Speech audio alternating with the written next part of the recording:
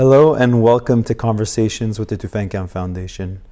My name is Tufenkian Foundation, and this is the first in what will hopefully be many frank, open, and insightful conversations with Tufenkian Foundation staff, board members, friends, supporters, and others. I'm joined today by Antranig Kasbarian, who is our Director of Development. Welcome, Antranig. Thank you. Antranig, you've been involved with Armenian affairs for most of your life, and for about 18 of those years, you've been involved with the Tufenkian Foundation in many different capacities. You helped launch the Artsakh program back in 2003. You served as the foundation's executive director for a number of years, and most recently, you're a board member and director of development. Tell us a little bit about how you got involved with the foundation. And what has driven you to stay with the foundation all these years later? Yeah, that's a rich question. I can only scratch the surface of it, but let's try. I think to begin, you have to start with the 1980s and 90s, really. James Tufenkian began his engagement with Armenia in the 1980s, first as a visitor, then as a donor during the Karabakh War and the earthquake years. But pretty soon after that, in the early 90s, decided that he wanted to do more. He wasn't satisfied with just writing checks. He wanted to get involved more integrally with Armenia and use his skills, having worked in the Far East, designing and then manufacturing carpets. He had very rich intercultural experience in working in foreign environments. So he began by establishing carpet weaving facilities in Armenia, which became a minor job engine for Armenia, employing hundreds of women in rural areas during the 90s. And then in 1998 decided to establish a foundation that would focus mainly on social interventions in Armenia. How did I get involved? Well, James is an old friend, a close friend, and he had been bugging me repeatedly in the mid-late 90s that, hey, I'm establishing a foundation and I need good minds and boots on the ground. Why don't you come and work for me? And in principle, I liked the idea, but I wasn't quite ready. I was in the middle of my doctoral work at Rutgers University. So I held him at bay for a number of years until I finished my education. My story, without going into detail, is that I began my engagement with Armenia, and especially with Artsakh, in the early 90s during the war, when I was a freelance journalist. And it was a very heavy, moving experience. And I kind of promised myself that I would make Artsakh especially a long-term commitment and find ways to continue my involvement to help the people and the country. So when I finally finished my doctoral work after many years, I told James, okay, let's give it a try. I'll commit 2 years. At the time, I was a part-time lecturer at Rutgers University and was looking at applying for professorships in my field, which was geography. And we sort of agreed it would be a 2-year period where I would get a new program off the ground for the foundation in Artsakh. But the 2 years turned into 18. And I think the main reason for that is I derive a lot of satisfaction, A, from helping people, but B, from having boots on the ground and engaging in real issues day to day that have strategic importance. Our foundation is not a political organization, we're a nonprofit organization, but much of our work has a strategic edge to it, trying to push various issues in the right direction to move our people forward. So I derived and still derive great satisfaction from A, helping people, but also creating tangible outcomes on the ground, whether that is creating water supply for remote villages in need. We built an entire village in Artsakh at one time. Helping along civil society actors, small NGOs that are trying to reform the civil society landscape, a lot of different small reformist organizations.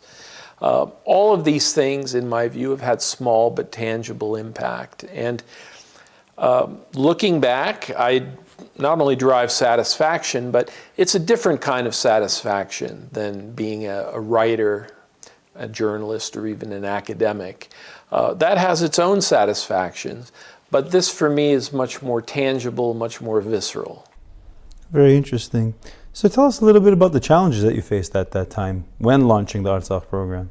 Well, certainly there were many challenges. I think one is that the prevailing model in the 90s, and even to some extent today, is for charitable organizations to raise money and then hand it over to actors here.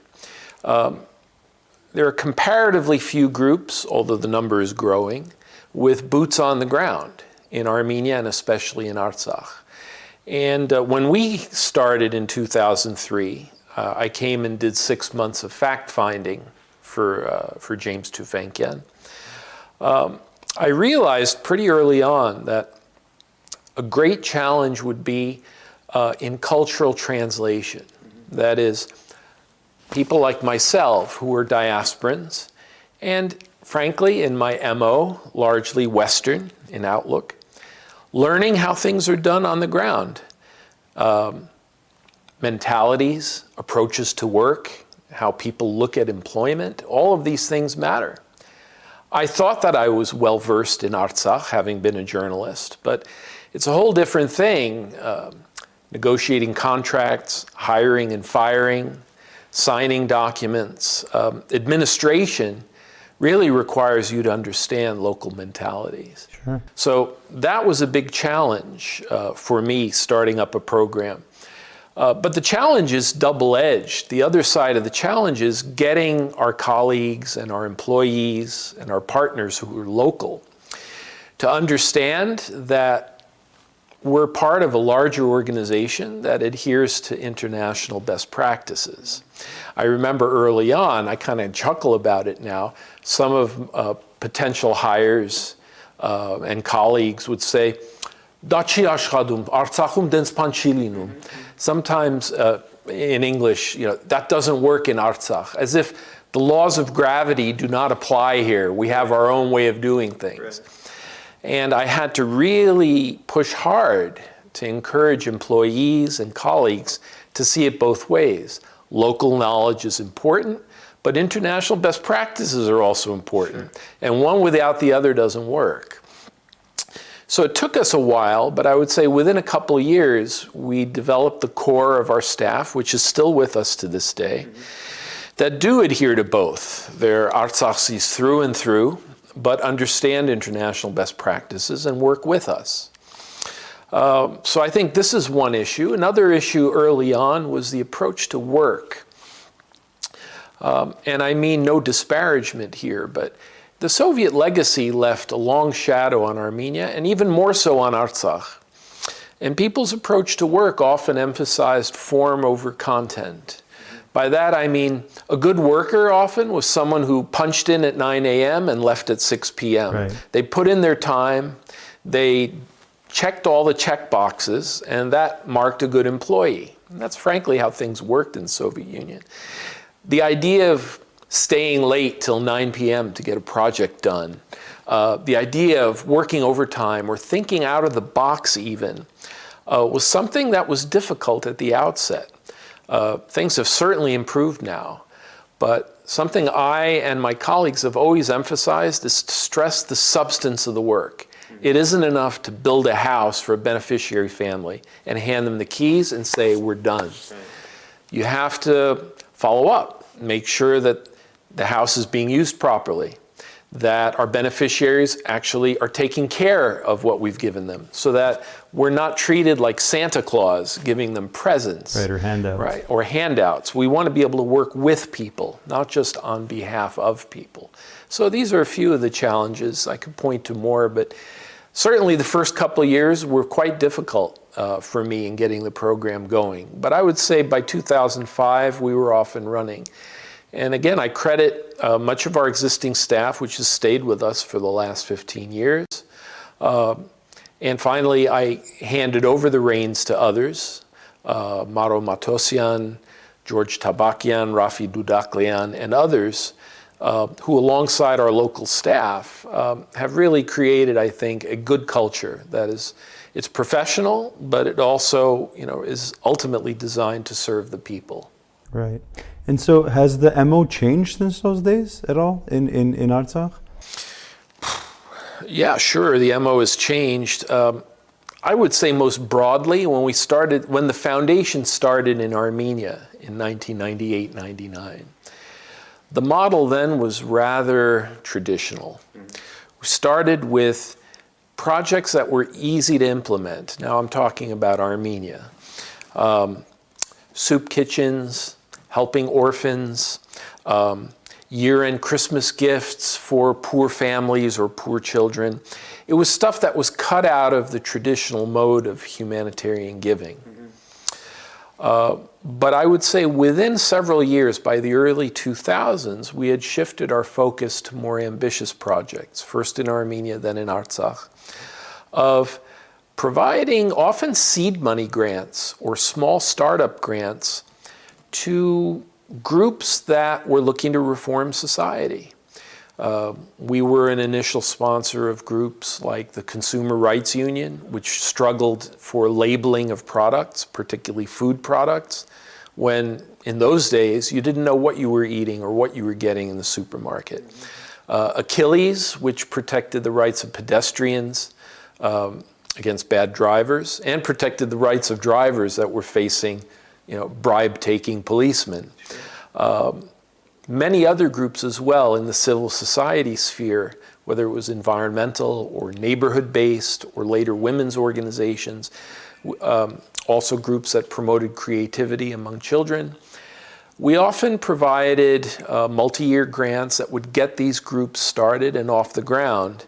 And the greatest satisfaction we would get is when these groups would become self-sufficient, take off, develop their own funding, perhaps appealing to us for additional support, but not depending on us. That's the most gratifying thing, is when you can be able to give them the liftoff and then be able to move on to other projects. Of course, Karabakh opened up a new page for us. Whereas in Armenia, we've largely worked through beneficiary groups. That is, we carefully select groups that we think are poised to make a difference, and we invest in them. In Artsakh, we largely do our own work. We do our own dirty work, as it were. I would say 80% of our projects have been self-driven. And that's partly due to the nature of the work. A lot of our work has been in the field of infrastructure and community development and economic development. Building an entire village, it really requires close oversight, which we did from 2003 to 2007. So there, I would say it's much more boots on the ground, closer supervision.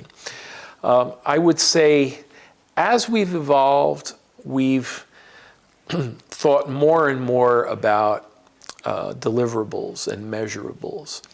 The model for charitable giving from the diaspora, it really needs to change. And it has changed, but it needs to change more. I think when we began this whole exercise in the late 80s, when Armenia began opening up, many people thought in terms of emergency assistance. Right. And they thought of giving because you're supposed to give. Mm-hmm. Like during the earthquake, for example. Yeah. And no disrespect, but many of us gave also because it felt good to give. It gave us a sense of belonging. We felt as if we were reconnecting with the homeland through our giving.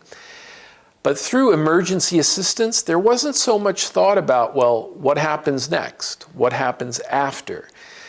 There was no focus on measurables, on ripple effects, on after effects of what we give. And I think many charitable groups have started to think, and certainly we think, in terms of measuring results. It's not enough, as I said, to be able to hand off a key to a household that needs a house because they're poor or live in a vulnerable remote area. You want to be able to work with these people so that one day they become self-sufficient and can stand on their own without our support. So this has been, I think, an ongoing process for us and for other charitable organizations. The idea being that ultimately we want to be about developmental assistance, not emergency assistance or knee-jerk assistance.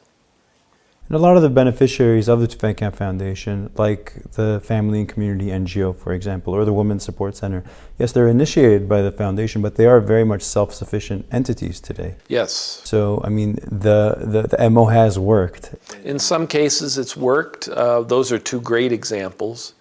You know, the Women's Support Center was established as an offshoot of the Tufenkian Foundation.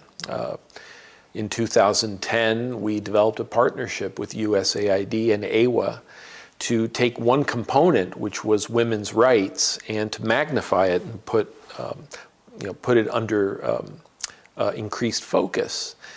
Same with Family and Community. It used to be a department of the Tufenkian Foundation. Now it's its own NGO with multiple funding streams, and we're happy about that.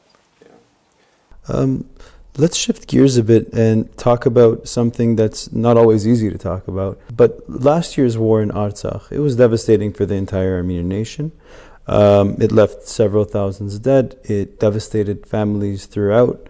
And of course, Tufenkian suffered quite a bit as well. It lost a dear member of its staff. Armenia and the Armenian nation had a considerable loss of territory, and many of the investments that Tufenkian had made over the years, the institutions, the infrastructures that it helped build, sort of disappeared overnight. It's a difficult conversation, but I think one that really needs to take place. What are some of the lessons that we could learn from last year's war? Was the resettlement and the Artsakh program for the Tufenkian Foundation, all the energy, the time, the resources, was that all wasted time? Was it all wasted energy and resources? How do we look at this loss and try to learn some lessons from it? Yeah. Well, that's a very rich question, Rupen. I would say, yes, the loss was tremendous. I think we at the Tufenkian Foundation, like many Armenians, went through serious soul searching. Personally, I was in a black hole after the war. Yeah, there was considerable material loss, but let's look at that more closely. First of all, let's remember, the Tufenkian Foundation has allocated millions of dollars of its own money and has fundraised additional money for its projects that largely were in the borderlands of Artsakh, what we call the liberated territories, primarily Kashatagh and also southern Hadrut. And we did this cognizantly, knowingly. There were plenty of critics and plenty of naysayers who said, you know, you guys are crazy. You're going into territories that are on the block. They could be traded away tomorrow or lost tomorrow. But you know, we all, and starting from James Tufenkian, were very clear about the risks going in. We knew this was a risky venture. We never imagined it would end like this. At least right now, that's the end of it. I hope that this is not the end. Right. In our imaginings, not just our imaginings, but in discussions, intensive discussions with the Artsakh authorities and others, we knew that these lands were on the block.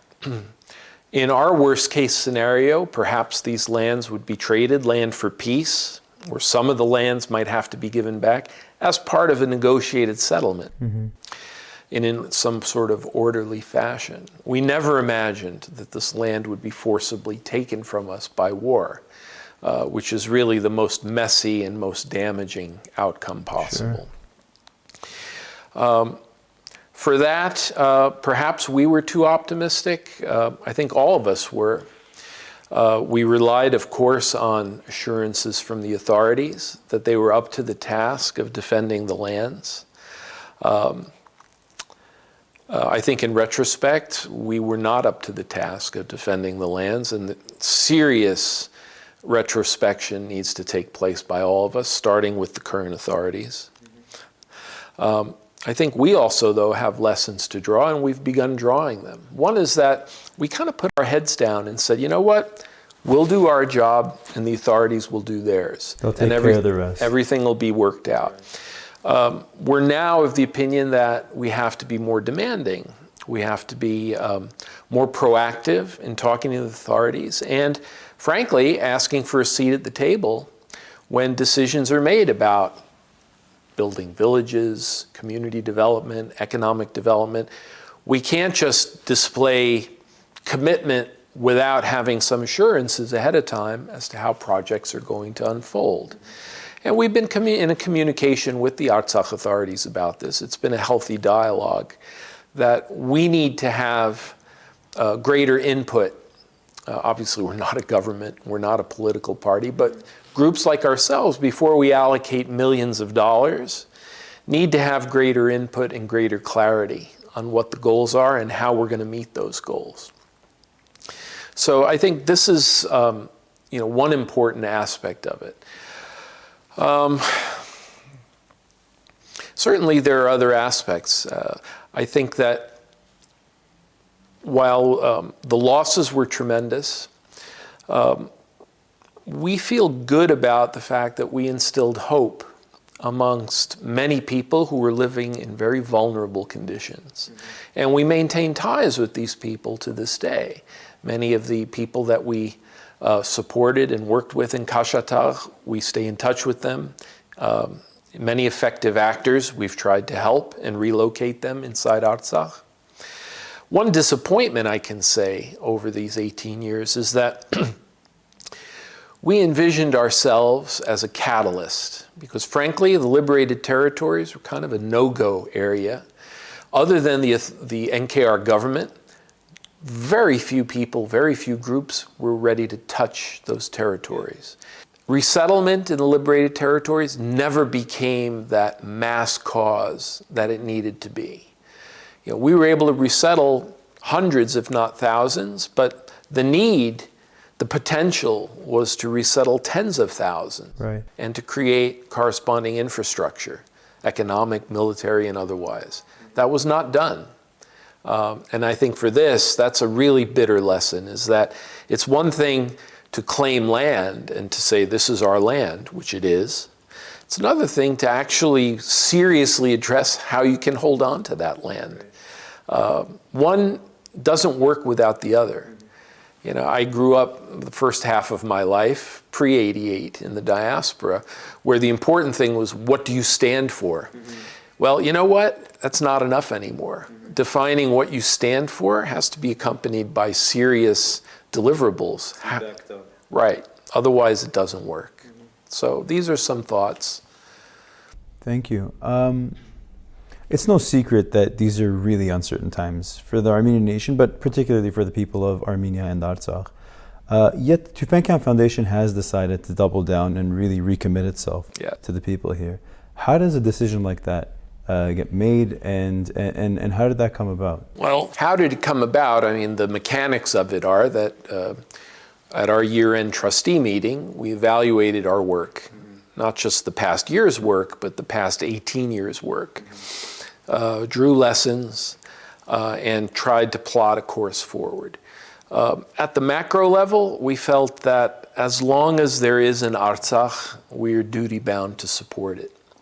I know there are others who are more skeptical. In some cases, there are naysayers who say that Artsakh's a bad bet. I think that is it's just unacceptable to think that way.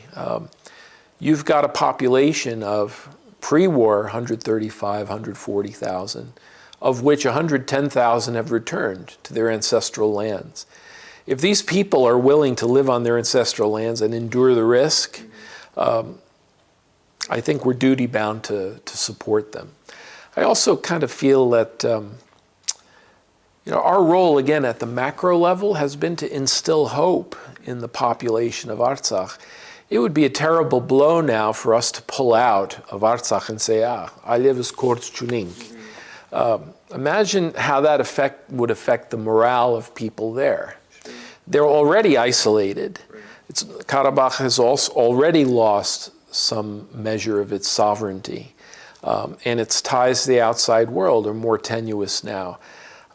In that state of isolation, I think we're really doing them a disservice to pull away. We don't have that right, in my view. So certainly we agreed that we have to continue in Artsakh and do substantial work.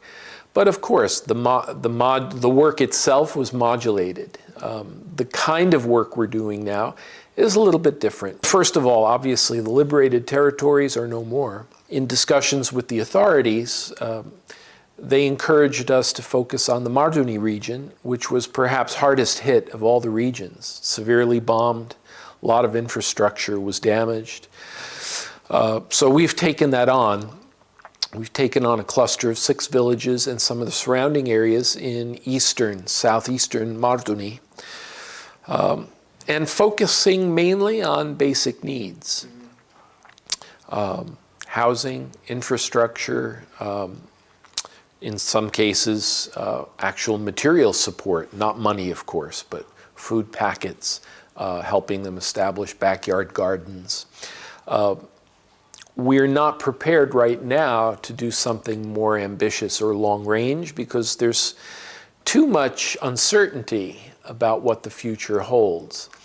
So we decided that certainly for 2021 and going into 2022, that we would focus on basic needs that all agree are absolutely required to fulfill. And longer term projects, again, community development, economic development, are something that we'll revisit as the Russian presence clarifies, as the NKR government hopefully solidifies around certain goals. As things become more solid, of course, we're ready to review our work and look at ways to build on it. I would say that alongside basic needs, the other shift in our focus, it's more of a broadening of focus, is that yes, boots on the ground in Artsakh is still required, but there's a lot of work on behalf of Artsakh that need not take place inside Artsakh. So for example, we've begun looking at strategic projects based in Armenia or elsewhere, supporting Armenian think tanks, that are now engaging with their Russian counterparts on defense and security issues. Looking at other strategic projects that have potentially good outcomes for our defense, our security, our diplomacy, but aren't necessarily boots on the ground work. They're work that takes place at other levels in other venues. So we've kind of, I can't say eliminated, but we've reduced the distinction between Artsakh and Armenia. At this stage, it's all one ball of wax, and we have to look at it that way. So this is, I guess, a partial answer to your question. Thank you. I appreciate that, Anto. And thank you for this insightful conversation, for the comments, and for answering questions that will surely be interesting for our viewers. Thank you, and hope to see you soon. Okay. Thank you.